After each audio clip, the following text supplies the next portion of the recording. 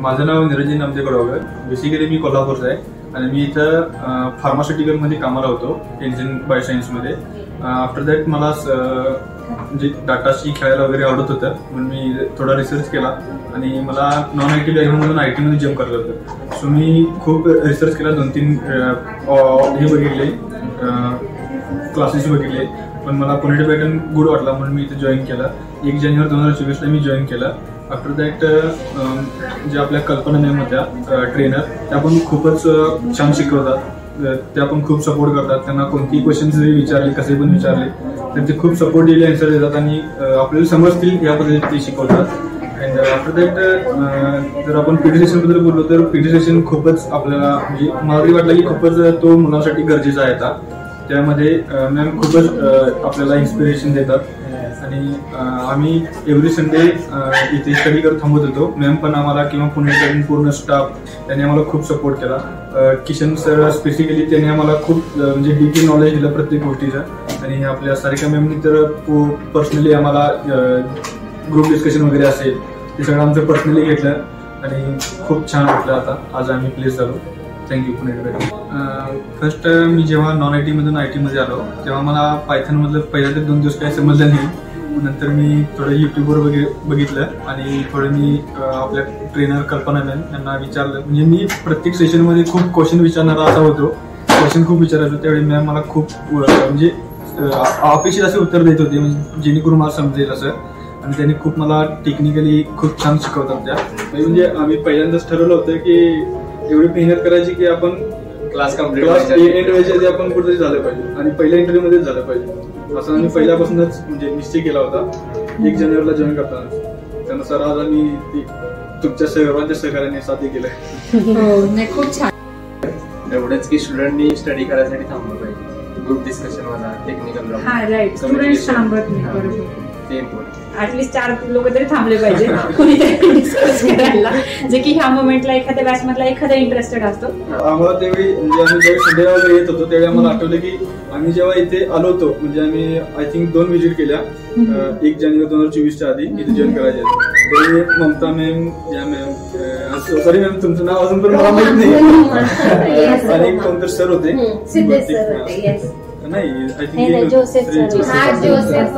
त्यांनी आम्हाला एवढं सांगितलं होतं की आमच्याकडून तुम्हाला काही कमी पडणार नाही. आणि ते आम्हाला त्यावेळी रिअलाइज झालं. आणि ज्यावेळी प्रत्येक वेळी तुमच्याकडे काहीतरी क्युरी, सरांच्याकडे क्युरी, कुणाला पण क्युरी विचारतो त्यावेळी आम्हाला प्रत्येक वेळी आम्हाला त्याचे अँसर्स मिळतात. त्यावेळी आम्हाला ते रिअलाइज झालं की पुणे पॅटर्न खूप सपोर्टिंग करते म्हणजे मुलांना, फक्त मुलांनी त्याचा योग्य वापर केला पाहिजे. म्हणजे युटिलाइज केलं पाहिजे, ऍटलीस्ट पॉझिटिव्ह डिरेक्शन त्या गोष्टी घेतल्या पाहिजे.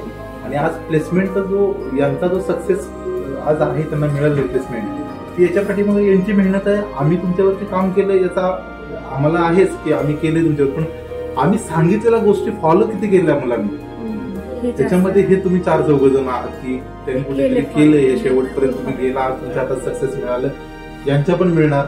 आणि हे करतायत अजून की नेक्स्ट पॉइंटला येतील कधीतरी, यांचं पण सक्सेस स्टोरी कधीतरी असणारच आपल्यासमोर.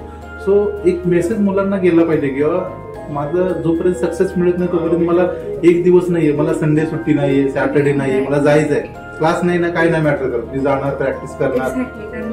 बरं दुसरी गोष्ट, Sarika ma'am as a owner म्हणून त्यांनी कधी तुम्हाला संडेला वेळ दिला नाही असं झालं नाही. त्या संडेला पण नाही, विशेष म्हणजे आम्हाला ते वाटायचं की आम्ही आता संडेला पण वर्किंग करतो, मॅम पण यायला लागल्या ते. म्हणजे पाठीमागचं असं होतं की 2 महिन्याच्या काळात मॅम संडेला तर किमान थोडंफार रिलॅक्स व्हायच्या, पण त्यांनी पण ठरवलं होतं की नाही, हे मुलं येत आहेत ना 4 जण, तर यांच्यासाठी जायचंय मलाही. मी सॅटर्डेलाच मॅमला विचारायचो उद्या येणार नाही. हे ऑब्झर्व काय तर वेगळं दिसलं मला की मॅमचं येणं म्हणा, या मुलांचं येणं, प्रॅक्टिस करत बसणं, इकडे नसेल तर तिकडे आम्हाला ओपन करून द्या, आम्ही तिथे बसतो प्रॅक्टिस करा. ते बसायचे मुलं खरं तर प्रॅक्टिस करा. आणि आज त्याच्यासाठी तुम्ही खरं तर कौतुकास्पद, याच्यासाठीच तुम्हाला आम्ही जे केलंय आता हे याच्यासाठीच तुम्ही पात्र आहात की तुम्ही तेवढी मेहनत घेतली होती. आम्ही ज्या गोष्टी सांगितल्या त्याच्यावर तुम्ही फॉलो व्यवस्थित केला त्या सगळ्या गोष्टी. आणि आज प्लेसमेंटचा जो यांचा जो सक्सेस आज आहे त्यांना मिळालं प्लेसमेंट, ती याच्या पाठीमागे यांची मेहनत आहे. आम्ही तुमच्यावरती काम केलं याचा आम्हाला आहेच की आम्ही केले तुमच्यावर, पण आम्ही सांगितलेल्या गोष्टी फॉलो किती केल्या मुलांनी, त्याच्यामध्ये हे तुम्ही 4-4 जण आहात की त्यांनी कुठेतरी केलं, हे शेवटपर्यंत तुम्ही गेला, तुमच्या हातात सक्सेस मिळालं, यांच्या पण मिळणार. आणि हे करतायत अजून की हा नेक्स्ट पॉइंटला येतील कधीतरी, यांचं पण सक्सेस स्टोरी कधीतरी असणारच आपल्यासमोर. सो एक मेसेज छोट्या छोट्या गोष्टी असतात आपण इग्नोर करतो की बाबा हे काय, आणि बऱ्याच मुलांना असंही वाटतं की हे काय 4-5 क्वेश्चन आहेत. खरंच असं वाटतं. मला एक्सप्रेशन कळतात मुलांचे, पण ज्याला असं माहिती असतं की नाही मला ह्याच्याही पुढे जायचंय, म्हणजे ह्याच्याही पुढे जे काही टिपिकल गोष्टी असतील ना त्या मला सॉल्व्ह करायचे, त्यावेळेस त्याचं प्रिपरेशन चांगलं होतं. सो मला असं वाटतं की जे म्हणजे थांबलं नाही पाहिजे. जर करिअरमध्ये पुढे जायचंय तर ऍटलीस्ट मेहनत केली पाहिजे, प्रॅक्टिस केली पाहिजे, आणि तुम्ही करत राहायचं बरोबर. असं नाही की आपल्याला जॉब मिळाला आपण रिलॅक्स झाला, असं नाही. आपल्याला जे इन्क्रीमेंट मिळणार आहे, जे पॅकेज असाइन होणार आहे, त्यासाठी वर्षभर थांबायची गरज कंपनीलाच नाही लागली पाहिजे. म्हणजे आपण एवढं व्हॅल्युएबल झालं पाहिजे त्यांच्यासाठी की त्यांनी आपल्याला कुठल्याच किमतीत लूज नाही केलं पाहिजे की आता ह्या 2 पोरांना आपण नाही सोडू शकत. सो इथपर्यंत आपण गेलो पाहिजे, कारण आपल्याला एक गोष्ट माहिती झाली की कुठली गोष्ट इम्पॉसिबल नाहीये. म्हणजे नॉन आयटी असो किंवा काही असो, आयटीत जायचं असेल तर आपल्याला काही महिन्याचीच मेहनत लागते, ते पण संडे नाही, कुठला सण पण. आय थिंक कुठला तरी सण होता बघा, होळी. म्हणून मला विचारलेलं की तुमचे काही प्लॅन आहे, तर तुम्ही बोलला नाही रूमवर जायचं. आमचे काही प्लॅन नाही, आम्हाला अभ्यास करायचा आहे, आणि जॉब भेटल्यावरच आम्ही सगळे सण साजरे करतो. सो हे माझ्या अजून लक्षात आहे. खरंच खूप चांगलं डेडिकेशन आहे, असंच ठेवा. आमचा डेफिनेटली सपोर्ट आहे. To know more about education trends and technologies, don't forget to subscribe.